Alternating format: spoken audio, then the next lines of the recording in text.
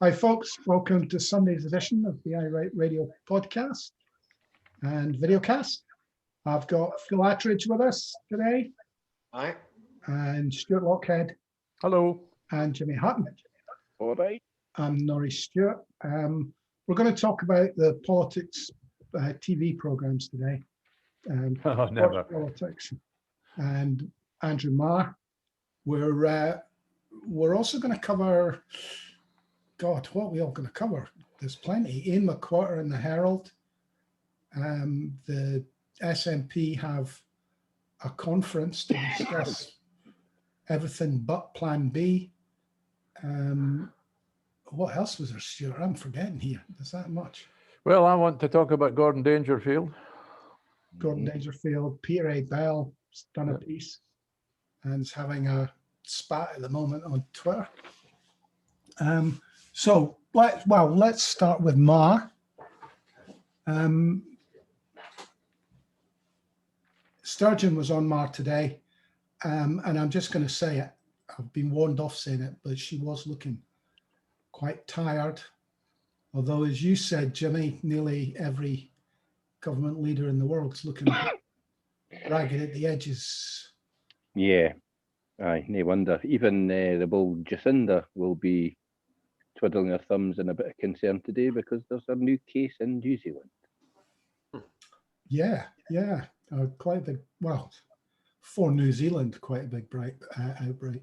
Well, I'm up to speed on what's happening in Australia, which is very similar, and even one case. They'll sit on it very hard. Not like this country.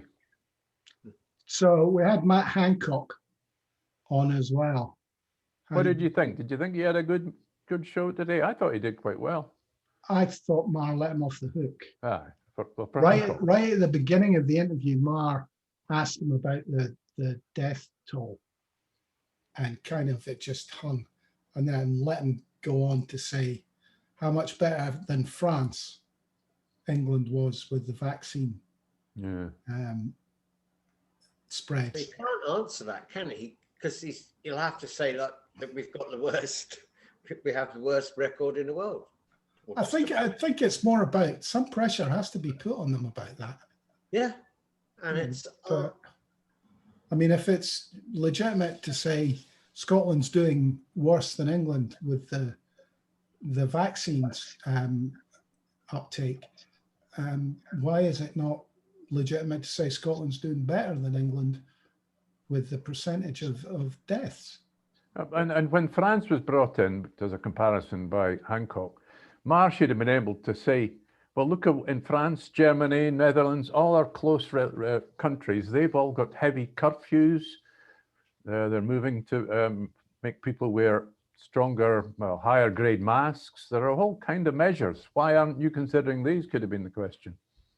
It did say, I mean, I can, from a sort of keep the population happy point of view, I can't really object to injecting a bit of hope from our media using vaccine as that vehicle. But you really do have to keep these questions about deaths and spread and what went wrong to the forefront, to put pressure on them to make better decisions if it takes a turn for the worst. Yeah, but the role of the UK media throughout this hasn't been to put pressure on the government to take better decisions. They have no interest in pressure in this government. They are friends of this government. And frankly, this government's actions have been abhorrent in some cases during this, and there's been no pressure on it. Handing out billions to Tory donors. That story is basically being allowed to die.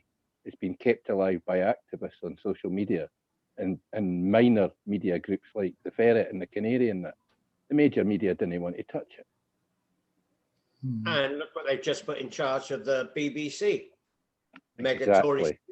You know, it's the British media. The British media there is to uphold the establishment. And they put the odd eccentric in just to make it feel as if, you know, that they actually do a bit of journalism. There was a tweet about that. somebody basically saying, "Oh, all governments do it."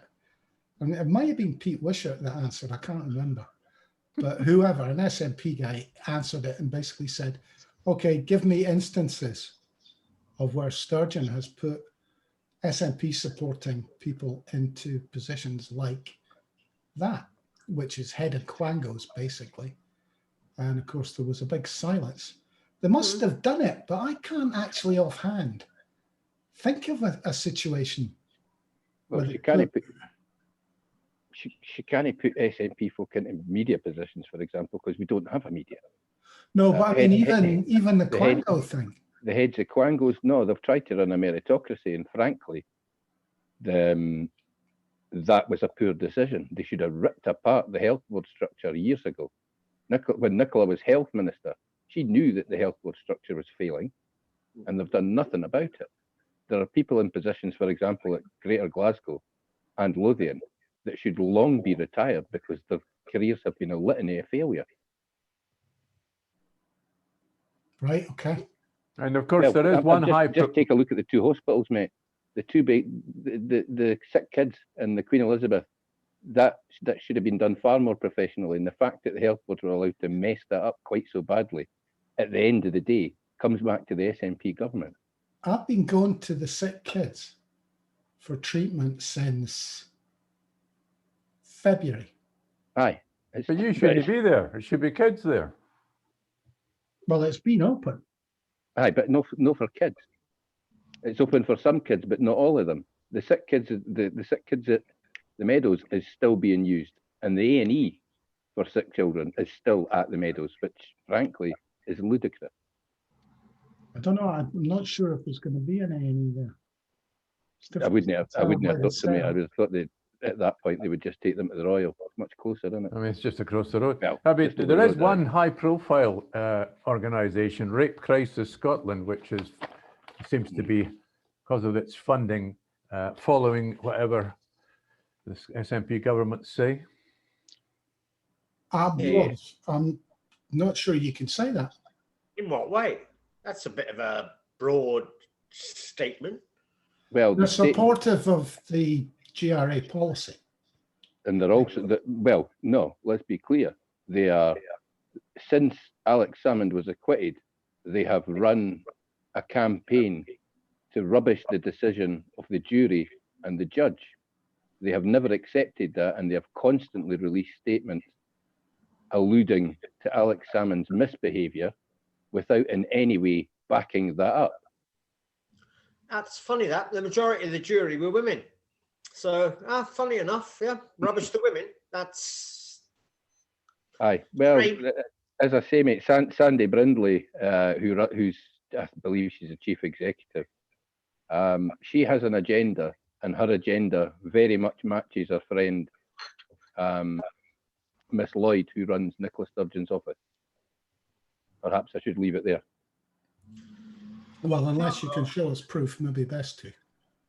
I didn't think I need to show you proof, mate. I think the statements that Sandy Brindley has released are outrageous, given her position at a body that desperately needs to be seen by everyone as credible, and her statements I find incredible. Okay. Right. Back to Mar. Mm-hmm. So we weren't impressed with Mr. Hancock. Did we think Nicola performed well? I think she performed pretty well given the circumstances. I think she was put under pressure a wee bit, and it was very interesting to note a couple of things that she said. I wrote them down because, frankly, they annoyed me. There are no messages that are relevant to this inquiry, talking about text messages, WhatsApp messages, that we haven't seen yet. You'll forgive me, but that is not for the First Minister of Scotland to either decide or declare. I thought that was a clear on-television message to Linda Fabiani to wind her neck in and not to produce these messages. Was it reasonable to ask her about her husband's WhatsApp messages? It's in the public domain, mate. That's all public, so I didn't think it's any problem to ask about it. I think this has been remarkably cleverly played by the Murrows, actually, if I'm going to say. What I will say is that her husband going back to clarify his position, and the fact that we've seen so many people have to go back to that committee and clarify their position. I bet you the one person who doesn't get to go back to the committee and clarify anything will be the person who has yet to testify and who is not a government employee. Now, Peter Murrell, I believe, is back on Tuesday. Mm-hmm. There was another one, though, for Nicola Sturgeon when she was talking about it. Those of us confronted by this. An interesting phrase for me, indicates that Nicola and those closest to her always seen this as a political problem that they needed to manage. They were thinking damage limitation from the very start of this. Well, it became a political attack to me. That's quite normal anyway. Damage limitation, things happen. No. When this started, Phil, it was nothing to do with politics. This was to do with harassment. They were putting together a harassment policy. This was to do with the victims of said harassment and the person who was being accused of that harassment. At that point, their first thought shouldn't have been, how does this impact on me and my career? Neither the First Minister or anybody in her office should have been thinking that. And that's what that phrase indicates. Jimmy, anybody at the head of a political party whose ex-leader is about to get dragged through the courts has got to be thinking politically about the hold it. At the start, it was never going to court. Well, it was going to be all over the papers. It was going to be in the court of public opinion. Right, so you're moving the goalposts here. It only went to court because they chose to put it to court. So you seriously think that anybody at the head of a political party should have just sat back and ignored it? No, before she's the head of the political party, she's the head of the organisation where women are complaining that they have been harassed by someone. Her first thought should be to investigate these claims and find out if they're true and find out what to do about it. It shouldn't be about the politics of it. How's this going to impact on me? Is any of the mud that's about to be slung going to stick to my frock? Well, I'm sorry, Jimmy. I think that's incredibly naive. I mean, come on. You can think that's naive if you want, mate, but I think that indicates that her only, not her only concern, but her primary concern has been for her throughout all of this. Well, I think Mar did ask one key question, and if it's proved that you've misled Parliament, will you resign? She avoided answering that one, which is a key one, because we don't really know. She said, I haven't misled Parliament. Yeah, but she avoided answering the question. And if you were found found I to be haven't misled Parliament, therefore that's not an answer to the question. But Mar didn't why press it. should I resign? I thought, as usual, Mar tried to cram too many questions in. He ended up asking about drug deaths, which are obviously still a key question. But I thought, today, why bring it in? Because it's an ongoing SNP bad story. No, she put herself front and centre of that. She made a big statement about that this week, so she's quite perfectly right to ask her questions on it. Yeah, she's chucked 300 million quid at the problem. That's a lot of money in Scotland. That's what, 1% of the budget. It's over 5 years. No, it's over 5 years. The 300 quid. Yeah, aye, but it's still a lot of money. When did She's it perfectly entitled to ask her questions. I want to go back to the salmon thing. Because she also, when he asked her a question on it, she was very clever in how she answered it. He asked her about the timings, and her answer was, Alex told me on the 2nd. That wasn't really what he asked her. He asked her when she found out. So why did she word that way? Is that going to be, are they really going to imagine that they can get away with just completely disregarding the Aberdeen evidence? And nobody will talk about that meeting. No, that'll be the main thrust of Cole Hamilton and Jackie Bailey and Murray. How can it be? That evidence isn't being used. They're not. The committee aren't allowed to consider that evidence. I just named the 3 people who have ignored the parameters of the committee consistently. Look, guys, why are they not going to ignore the parameters? I can still see the First Minister being able to make an apology and not have to resign if the evidence that she knew a few days before she's admitted she knew is all the evidence there is. I still believe that her knowledge of the affair goes much further back. And if that comes out, she is toast. Well, you know my thoughts, mate. I think Wings is probably going to end up being proved right, and that she'll have to go at some point. I genuinely hope that it's after the election, and they can have her lead us into the election, because she wins at 50. She wins at 55% of the vote, and any other leader wins in the 40s. For me, it's as simple as that. But the committee, using the powers of the Scottish Parliament to see the rest of the text messages that we haven't seen, and the ones that the First Minister declared today as being irrelevant to the inquiry, that I think her saying that today is to make sure that Linda Fabiani suppresses that evidence. I think that's why they picked Linda Fabiani the first time, because she's going to do exactly what she's told by Nicola's office. Well, she's just done something no other committee has ever done. Are you sure she's done it, mate? And invoked, what was it, Article 25 or whatever? Article 23, I believe, but are we sure she done it? I think that's the other committee member forcing her into that. She's the chairman of the committee. It has to go over her desk.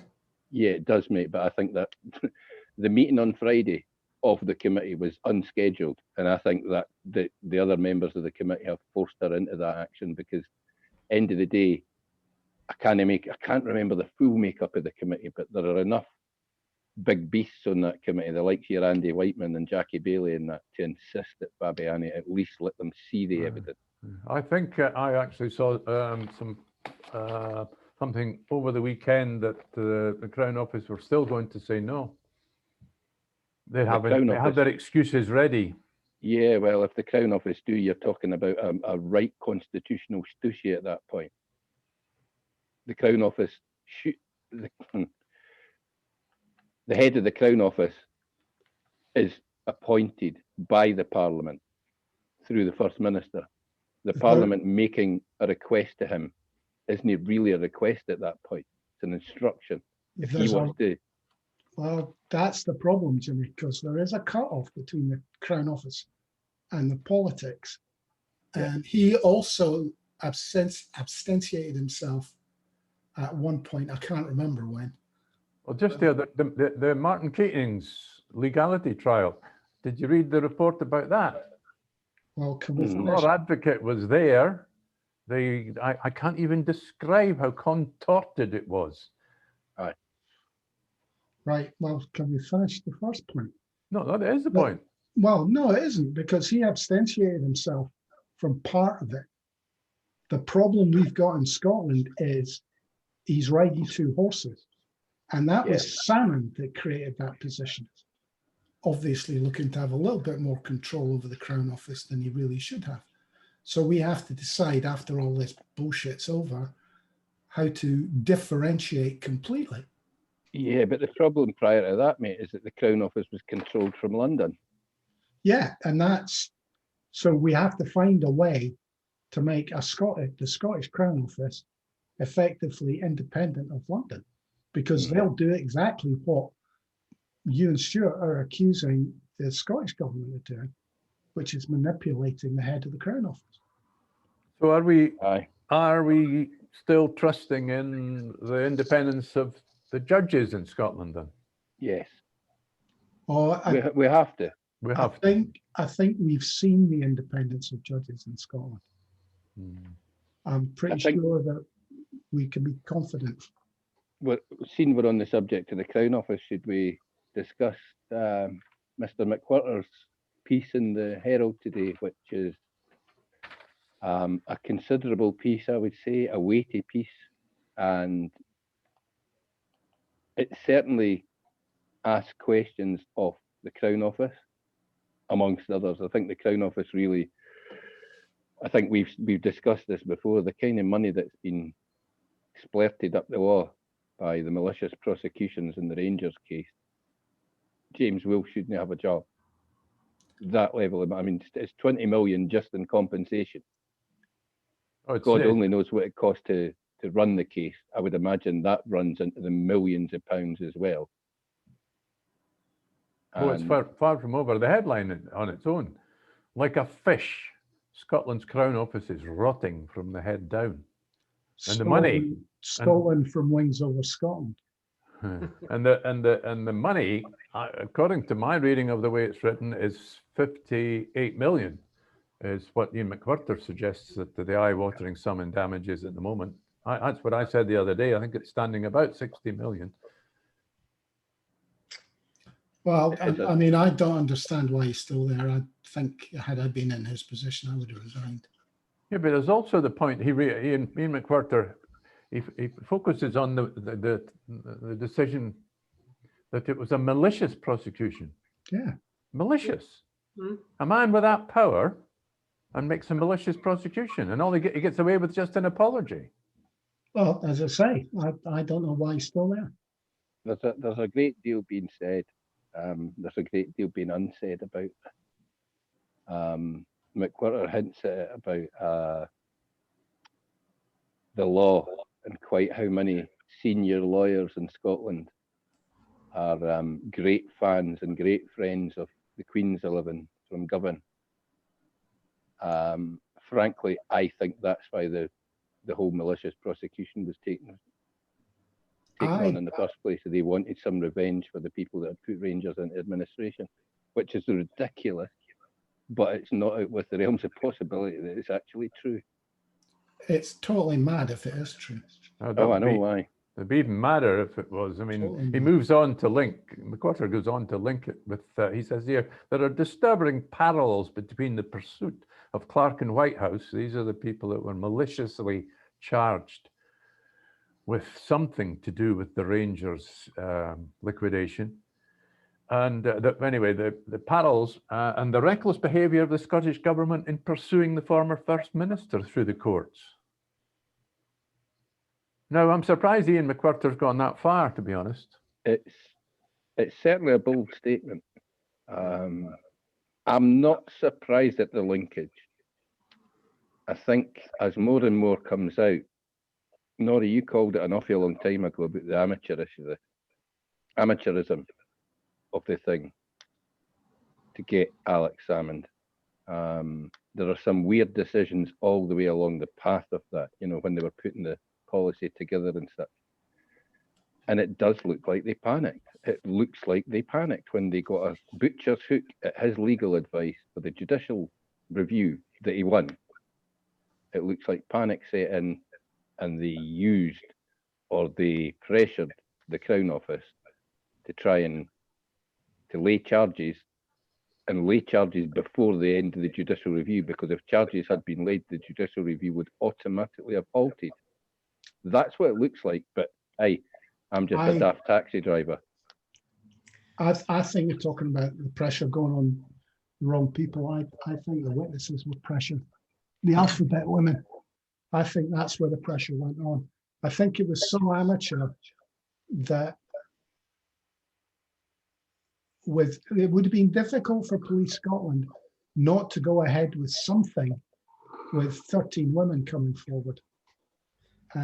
So in that sense, there was pressure put on them. That's a bit of a bold statement, Norrie. Yes, we know that there were two. We believe there were two women who made complaints, but it's also been suggested that the other women came forward as a result of a fishing expedition. There was somebody employed basically to canvass people. The word was canvas that was used. That's it. Have you been? Have you been? You know, and that going back. I mean, definitely there was a definite smell of a fit up there. Well, I mean, seriously, if you're a policeman dealing with an ex-First Minister who you know has, in some ways, got out of the inquiry by the inquiry being wrongly set up, that can be a view taken. And then you get 13 women prepared to complain. You're going to be wondering what's going to happen if you knock it all back. If you go to the Crown Office, if the Crown Office has said, no, we're not taking this forward, What we could have been talking about now was the corruption in the Crown Office protecting Salmond. You know, it's easy in hindsight to go, he was found not guilty, And so it was all a conspiracy. What if he'd been found guilty of one thing? Well, I would venture to It would have been suggest, two mate, conspiracies. there was one not proven, wasn't there? That was it. But Yeah. one of the women that he allegedly attempted to rape or that at a dinner, I mean, other women and that at the dinner said, well, she wasn't there. And you know, the whole thing just smells. And I mean, that one is so weird. Found him not guilty. And on that jury, the majority were women. Sorry, I mean, I wish people wouldn't say that. It's not relevant. That is a really strange one because one person at the dinner said she was there, whatever, but he's been found not guilty, right? Sorry, the one thing that particular witness, because there's been various allegations, various bits of stuff pop out, but that destroys a lot of the credibility around everything else, because the jury believed that she was not in the building that day.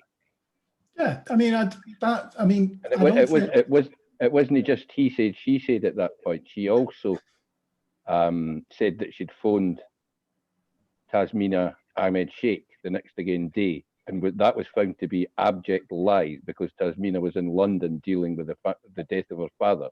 Jimmy, there's no way that she spoke to her that day. Let's not replay the court case. He was found not guilty. No, can we just? No, I'm not. What I'm saying is the credibility of the prosecution case was damaged by the fact that they brought quite so many, what you would call misdemeanors, quite so many, and a couple of frankly ludicrous allegations that were easily torn apart. Well, let me take it through to the something that brings it back to where you were about 5 minutes ago, Jimmy, about the Queen's 11 in the legal profession. First, the sex harassment and attempted rape charges were thrown out by a female-led jury last March. What led to that legal fiasco was the tainted and unlawful findings of the botched civil service disciplinary inquiry conducted under the permanent secretary, Leslie Evans. Miss Evans is another figure still miraculously in post, despite responsible for losing a large amount of money. And then you've got here, further down it says here, Paul Clark and David Whitehouse's lawyers, these are the two Rangers liquidators, were blocked at every turn. They eventually winkled out messages in which senior law officers talked of the need to nail these guys. I can't see Iain MacWhirter making that up. No. Phil. Sorry, I've got lost in the Civil War here. I've really got lost. Yeah, but Phil, this is sorry, I can't. That annoys me. If you think it's just a civil war, it's about corruption of our legal service. That's what makes me angry. Yeah, but a lot of it's to do with the fact that you've got a civil war within the SNP. That's not the point. The issue is our legal service is corrupt. Yeah. Aye. Why would senior law officers, why would anyone within the Crown Office think it's acceptable to take the attitude with liquidators? These guys are financial services professionals. Why on earth do you take the attitude, we've got to get these guys, we have to nail them? It's financial mismanagement or something like that. It's not an adversarial battle. Who do these clowns think they are? They think they're going to war with Duff and Phelps because Duff and Phelps put Rangers into liquidation. That's an outrageous position to take. Can I make the point that I made 2 minutes ago? These guys have won their case, right? Going over it again, the legal system worked, if you like. They're getting their compensations. The question now is, would it work better without Mr. Wolfe at its head? That's the question.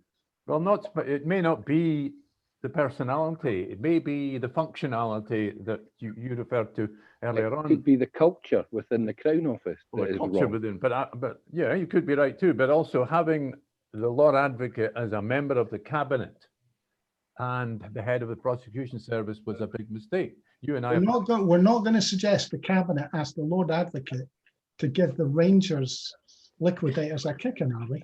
Well, No. actually, in the Crown Office, the DPP, or any of those, I mean, sorry, the New Labour leader's one of them, making loads of political decisions while he was Director of Public Prosecutions in the CPS. It's the same up here.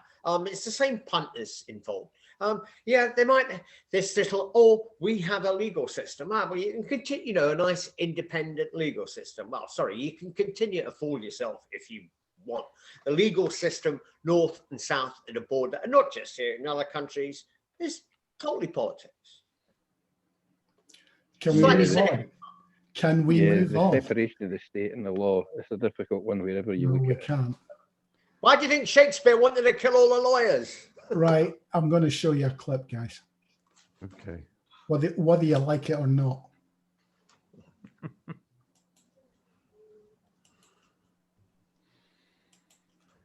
This was the Scottish politics programme today.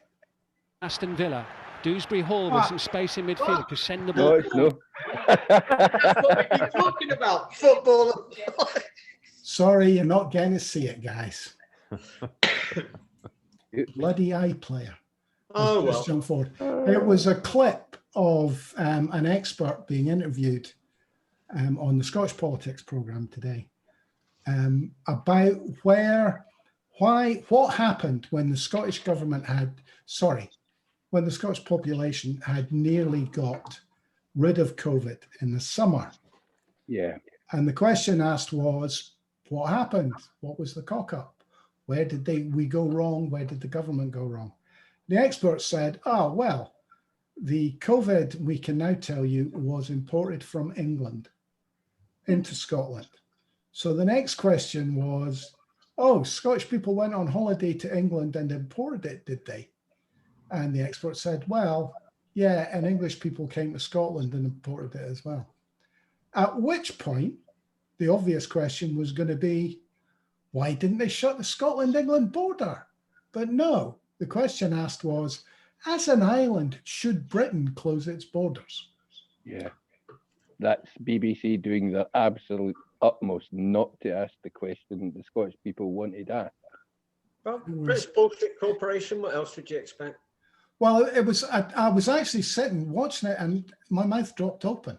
Well, yeah, and it was like what the interviewer Andrew Kerr even mentioned Heathrow, and he didn't ask the right question about Heathrow. We had a shot of Heathrow only 2 days ago. Huge crowds milling around trying to get through immigration, and if that's not a super spreader event, what is?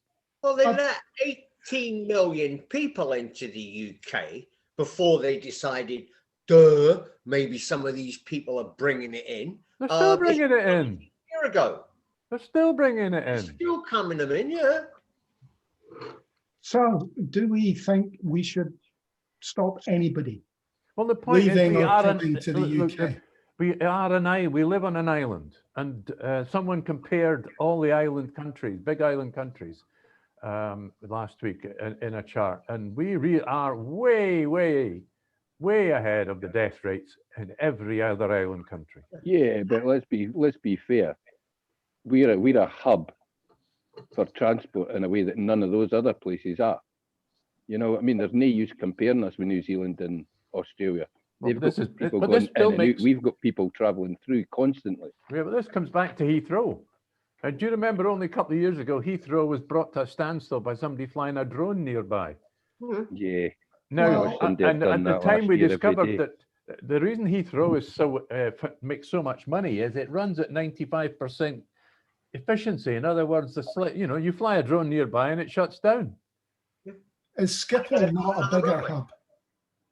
Well, it's got more runways. It's got 5 runways. But I thought Schiphol was the biggest European hub. Well, it depends how you look at it. It is.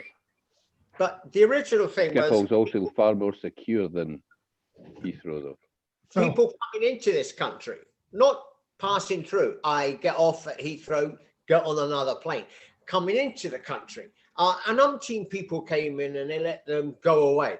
Now, friends of mine they're supposed to move to Australia beginning of December. They finally got a flight, 4 of them. So it's a non-stop flight. They're not doing any of these stopovers. So there's less stopovers. It's Heathrow's fault. It's just a flight straight to Australia. Then they've got to spend 14 days in a hotel where they pay for the whole lot. That's how they've done it. But it's here. Oh, well, now be sure you're a good boy and sign the form. I'm sorry, Sorry, Phil, who pays for it? They have to pay for it themselves. Themselves, right, okay. Yeah, they have to pay, it's 4 of them, so they've got to pay for the hotel themselves, but it's a hotel you can't go trotting away from. The Aussies don't mess about. Well, they're not going to do that here. There's too much, what would you call them? The right wing of the Tory party. That's only people. Did anybody see that guy?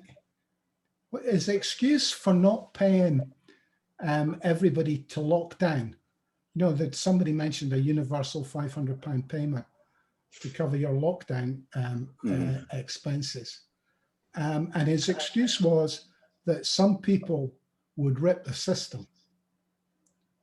Aye, and I was sitting watching. I was thinking, so what percentage? 1%, 2%? I wonder if he actually looks at the amount of money that the Treasury doesn't get from taxation, from people avoiding tax, and thinks that way. That's it never a wouldn't consideration. matter, mate. It's always the Tory way. They always have one that will say, no, you can't have a system set up like that because people will take advantage of it. What do you mean? Funnily enough, they never ever talk about people taking advantage of systems that the rich take advantage of. It's always benefits. It's always, no, you can't have that in the benefit system because folk will rip it. They'll take advantage. That same logic never applies to taxation, for example. Yeah, but the guy didn't even blink. It was like, you have no idea how 90% of the country thinks, do you?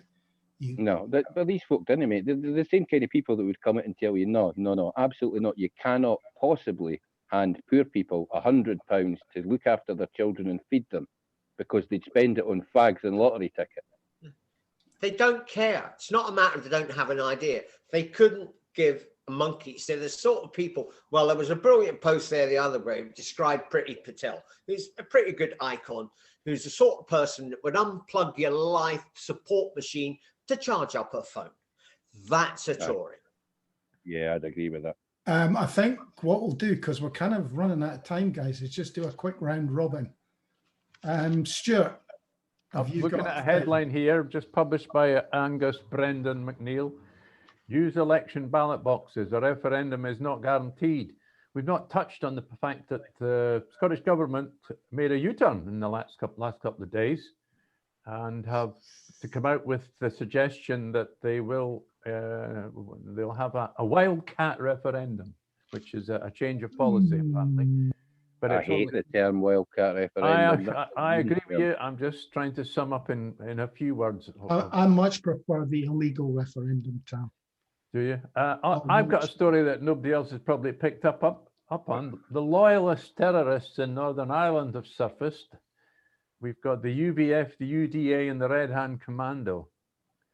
And they said they've been speaking to the Northern Ireland office about the border, the Irish Sea border. And they've been urged to, the Loyalists, terrorists have been urged to remain calm during this transition phase. And they've asked the Northern Ireland office to ensure that the new American president, Joe Biden, was briefed on the need for impartiality and respect for the majority position in Northern Ireland. So sure, he'll give you the benefit of the doubt right up your rear end. So terrorists are writing letters to the government. They had a meeting. A virtual meeting, but they had a meeting. All right, okay. That's. I'd love to ken how you get the Red Hand Command on Zoom. Well, it's exactly what I was thinking, John. Yeah, no, it's an organisation called the Loyalist Communities Council, which includes Winston Irvin, Jimmy Birch, Robert Williamson, and David Campbell. It's an umbrella organisation representing loyalist groups, including the UVF, UDA, and Red Hand Commando. It's not. They're not actually talking to the terrorists. They're talking to their umbrella group. Yeah. Okay. Well, I just like to tell folk to hang in there. Cases have dropped, or positive cases in Scotland have dropped by a third in the last fortnight. As much as I don't like this lockdown, it appears to be working. So hang in. At some point, we might get to donder round the shops again. I'm waiting for my letter this week. Well, you're not getting a letter because Phil's From a got a jag. headline. Phil's got a headline for us. you just had a shot. All right. Phil. Right. I was just going to show you the headlines of today's Sunday Mail. Is this the opening shot of the Labour? Sarwar took £4,000 donation. Take it from back a bit. sex attacker. That's Oh, it. a sex Okay. attacker.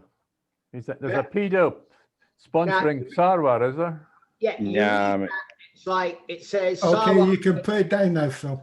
Yeah, he's put his hand out, and then the wee blurb on the front page, because the main story's inside, says Scottish Labour leadership contender. It's in bold print. Anna Sarwar took a 4,000 donation from a predator who sexually abused 3 girls.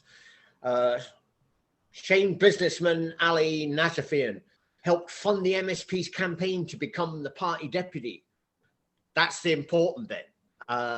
One of his young victims tried to take her own life 3 times. This was in 2011 when Sarwar had lost his seat as an MP and his dad had stood down. So, you know, he took the succession. I put money on it. That's one of his dad's mates, right? The whole lot, businessman. And then it gives a story on the inside, 2-page story with some other nice pictures and all that. And it kind of then starts to become almost like semi-impartial reporting.